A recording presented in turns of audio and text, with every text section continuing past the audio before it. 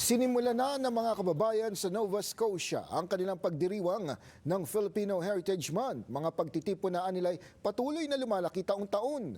Silipin po natin sa report ni Kisha Balatbat.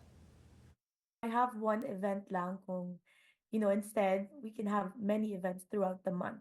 Pasilip sa malaking pagdiriwang ng Filipino Heritage Month sa Nova Scotia sa katapusan ng Hunyo.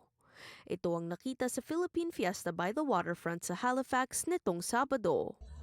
Umulan man, buhay pa rin ang Filipino culture at spirit sa event. We had Filipino games, so we had mga performances.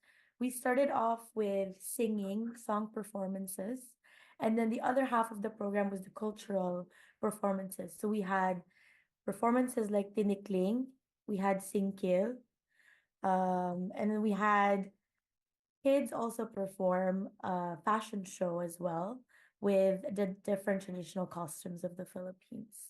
Gaganapin naman ang kanilang malaking selebrasyon na Philippine Fiesta sa June 22 at June 23. Sa unang araw, asahan daw ang mga karaniwang nakikita sa mga festival tulad ng mga pagkain at performances. Pero sa ikalawang araw, magkakaroon ng mga palaro kung saan maglalaban ang dalawang koponan sa kompetisyon ng mga Filipino Games. At hindi rin nila nakakalimutan ang mga aktibidad para sa mga bata. Triple the number of vendors for food vendors. And then we also added a kids zone. So this is the first time we will have a kids zone at the event. So inflatables, games, popcorn, cotton candy, all that for the kids to enjoy.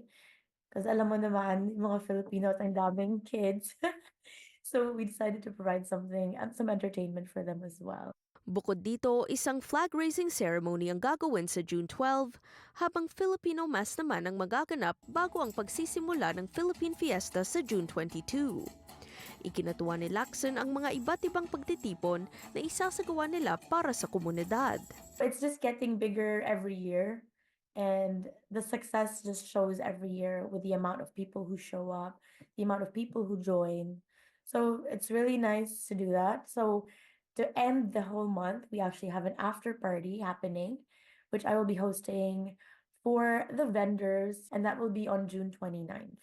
Mahalaga kay Lacson na tipunin ang mga Pilipino sa Nova Scotia dahil wala daw siyang naranasan na katulad nito noong bago pa lamang siya sa bansa. When I moved here sa 2008, wala pa madaming Filipinos here, but now there's so many Filipinos who I'm sure miss the Philippines and just miss being around the Filipinos celebrating our culture and heritage. And Filipino Heritage Month here in Canada, it provides us a time to showcase our rich culture and heritage, and at the same time acknowledge the contributions of the Filipinos here in Canada. Sa mga interesadong dumalo sa Philippine Fiesta sa Halifax, maaaring bumili ng tickets sa Eventbrite. Kisha Balatbat, Omni News, Toronto.